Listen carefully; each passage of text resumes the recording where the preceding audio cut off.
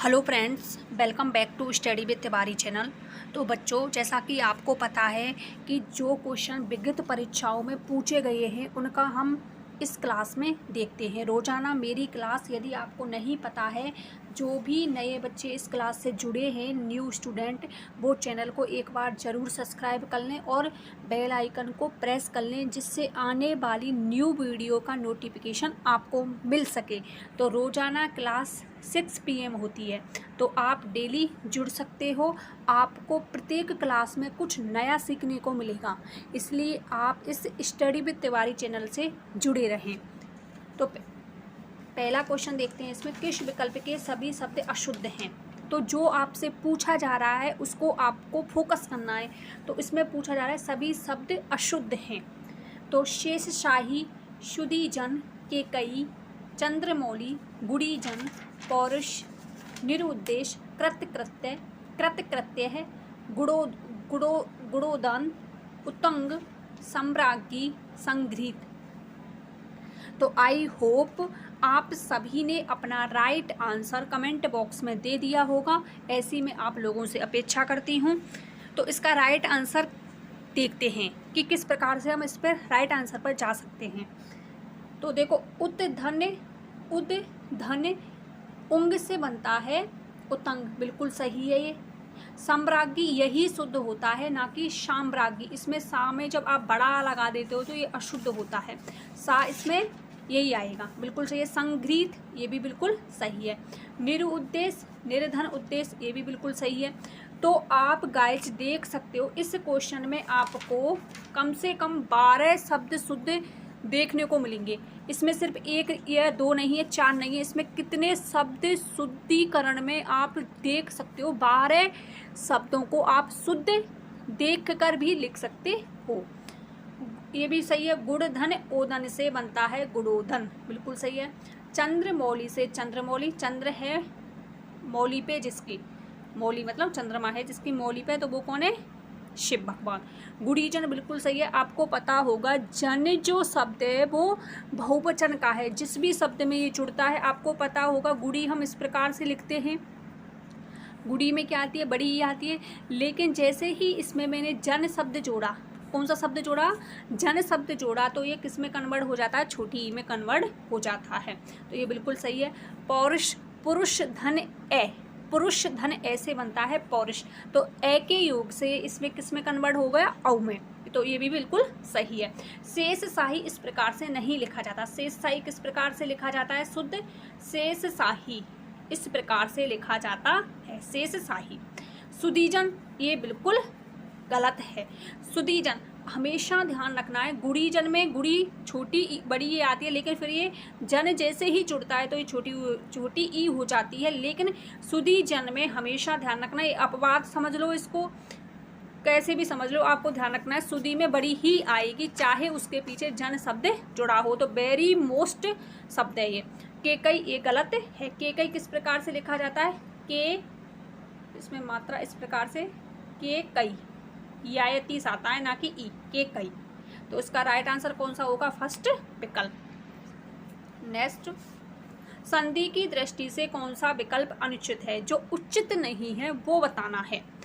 विद्युत धन मंडल से विद्युन मंडल, वृत्ति धन अनुप्रास से वृत्तानुप्रास, षट धन अक्षरी से षडक्षरी, तपह धन चार्या से तपश्चर्या।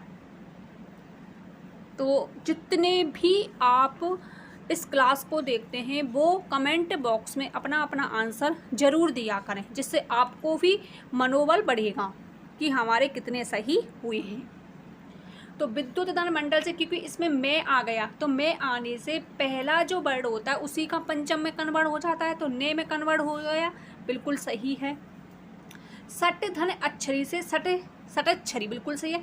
जब भी धन के बाद में स्वर आता है तो वो आगे वाले शब्द में जुड़ जाता है। तो ये हलंत था, इसको जैसे ही जुड़ा तो ये पूरा हो गया, और इसके स्थान पे क्या आएगा? तीसरे में कन्वर्ट हो जाएगा। तपह धन चारस, तो विसर्ग का क्या हो गया यहाँ पे? से। कौन सा से हो गया? तालब से, तो ये भी बिल्कुल सही है, विसर्ग संधि हो गई।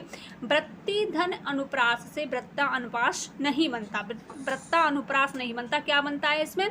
वृत्त अनुप्रास, वृत्त नुप्रास, नुप्रास। ओके, क्योंकि वृत्ति धन अनुप्रास, क्योंकि आगे जब इसमें स्वर है तो ये इसमें लगेगा, वृत्ति बनेगा, तो इसमें लगेगा, तो इसमें बड़ा कैसे आ सकता है, बड़ा नहीं आएगा ना, तो ये बनेगा इसका शुद्ध रूप। तो राइट आंसर कौन सा हुआ, दूसरा विकल्प। उपसर्ग के संदर्भ में कौन सा विकल्प असंगत है, तो बताइए उपसर्ग के संदर्भ में कौन सा विकल्प असंगत हो सकता है। आ से बनता है, इसमें आ दे रखा, आविर्भूत में आ उपसर्ग है, आविष्कृत में आ उपसर्ग है, नेति में ने, नास्तिक में नय, सहोदर में सह, सहज में सह, अनुशैया में अन और अनशन में अन। तो असंगत बताना है, तो ये तो सीधा सीधा दिख रहा है, इसमें आ होगा आ भी, तो ये तो आ तो होगा ही नहीं, इसमें भी आ भी होगा, विसर्ग संधि हो गई इसमें, तो पहला विकल्प ही गलत है। ने धन इति से नेति गुण संधि हो गई, ने धन आस्तिक से नास्तिक, ये भी बिल्कुल सही है। सह धन उदर से सहोदर, सह उपसर्ग बिल्कुल सही है, सहज में तो दिख ही रहा है आपको। ये दोनों ही शब्द वेरी मोस्ट हैं, ये बनते हैं अन्य धन अशुया, अन्य धन अशुया से बनता है अनुशैया, तो इसमें अनुपसर्ग हो गया। और अनशन, बहुत से बच्चे इसमें सिर्फ अन कर देते हैं, लेकिन जो गलत है, अन धन असन से बनता है अनशन, अन धन अशन, अन धन अशन से बनता है अनशन, तो इसमें अन उपसर्ग है ना कि अन, हलंत वाला होगा, तद्भव वाला नहीं होगा। जिसके नीचे विसर्ग है वो तो होता है तत्सम, और जिसके नीचे विसर्ग नहीं है वो होता है तद्भव। तो अन धन असन से बनता है अनशन, तो इसमें दोनों सही है। किस विकल्प का शब्द तद्धित प्रत्यय से निर्मित नहीं है, क्या पूछा है, तद्धित प्रत्यय से निर्मित नहीं है। तो आपको पता होगा प्रत्यय के दो प्रकार होते हैं, एक तो कृत प्रत्यय और एक दूसरी होती है तद्धित प्रत्यय। तो कृत प्रत्यय होते हैं वो क्रिया या धातु से लगते हैं, और तद्धित प्रत्यय होते हैं वो संज्ञा सर्वनाम विशेषण व अव्यय से लगते हैं। तो जिसमें क्रिया शब्द है उसी को काट दो, 3 शब्द ऐसे होंगे जो तद्धित से होंगे, मापित, कलंकित, पुष्पित और अंकुरित। तो क्या हो सकता है, मापना क्रिया से बनता है मापित, तो माप क्या है, क्रिया है, तो कृत प्रत्यय किससे जुड़ते हैं, क्रिया से, तो पहला ही विकल्प हो गया, क्योंकि तद्धित जुड़ेगा नहीं, तो पहला आंसर हो गया। कलंकित, पुष्पित और अंकुरित, ये तीनों तद्धित प्रत्यय से निर्मित हैं। 5वां क्वेश्चन, पांचवा क्वेश्चन ये रहा, सर्वनाम के संबंध में कौन सा विकल्प अनुचित है। मैं, तुम, आप उक्त शब्द पुरुषवाचक सर्वनाम के अंतर्गत आते हैं, बिल्कुल सही है। मैं हो गया उत्तम पुरुष, तुम हो गया मध्यम पुरुष और आप हो गया अन्य पुरुष। प्रश्नवाचक सर्वनामों में कौन क्या का प्रयोग होता है, बिल्कुल सही है। संबंधवाचक सर्वनाम के उदाहरण कभी भी सरल वाक्य में नहीं होते, बिल्कुल सही है। सरल वाक्य में कभी भी नहीं होते, किसमें होते हैं, मिश्र वाक्य में। संबंधवाचक जो सर्वनाम है उनका प्रयोग मिश्र वाक्य में किया जाता है, ना कि सरल वाक्य में, ये भी बिल्कुल सही है, नहीं दे रखा है इसमें। यह और वह शब्दों का प्रयोग अनिश्चयवाचक सर्वनाम में किया जाता है, नहीं। किसमें किया जाता है, निश्चयवाचक सर्वनाम में। किसमें किया जाता है, निश्चयवाचक सर्वनाम में, तो ये ऑप्शन डिलीट। 6वां क्वेश्चन,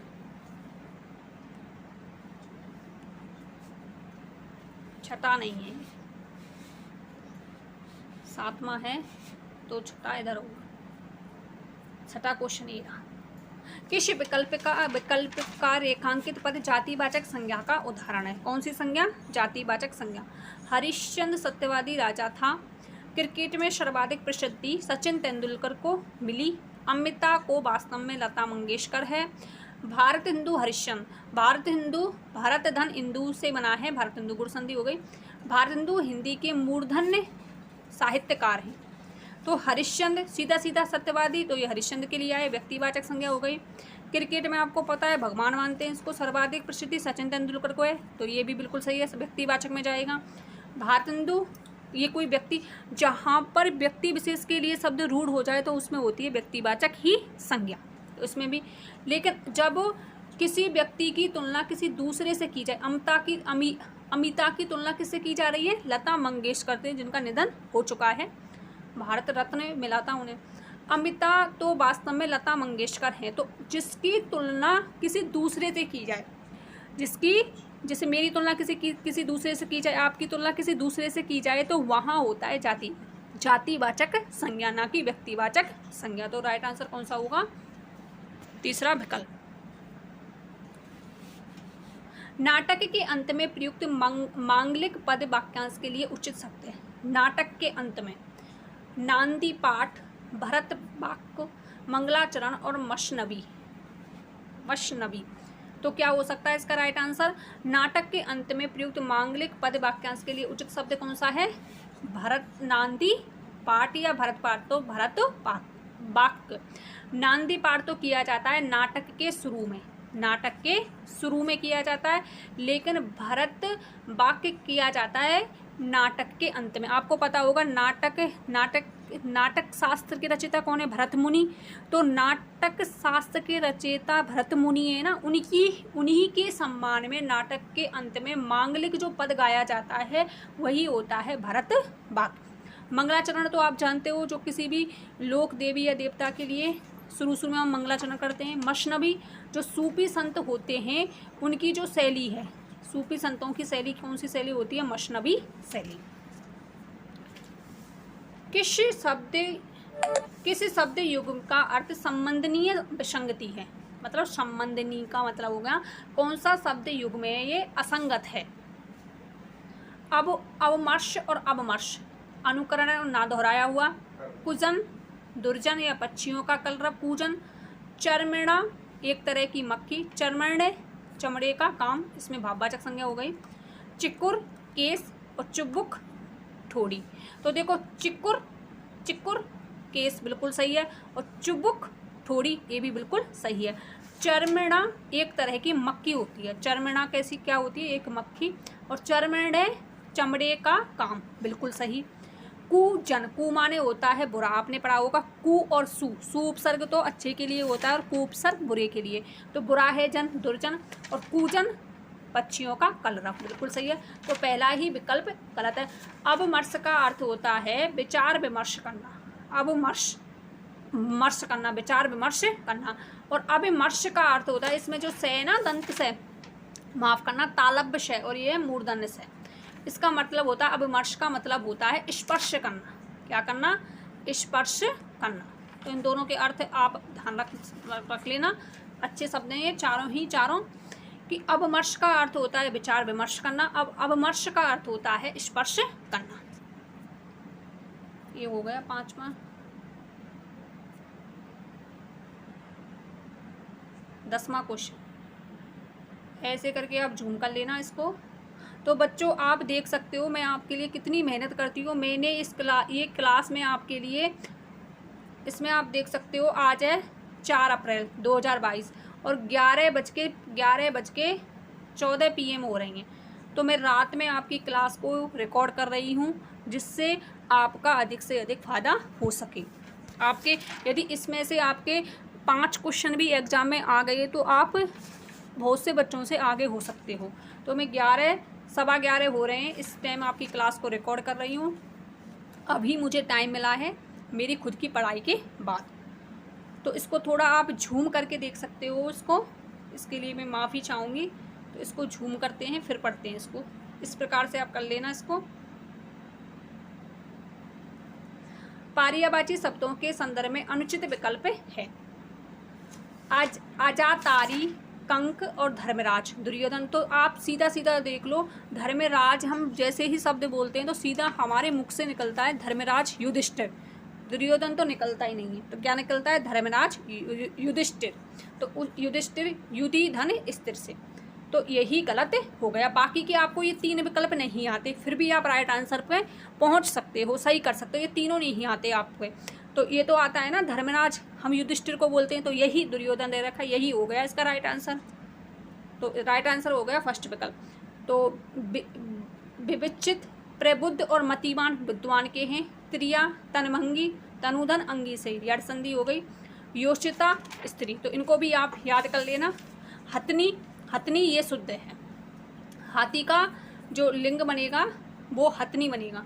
इम्ब्याह मलंका और नागांगना, तो ये भी हथनी के पर्यायवाची हैं। तो ये थे 10 क्वेश्चन। आई होप आपको अच्छे से क्लियर हो गए होंगे।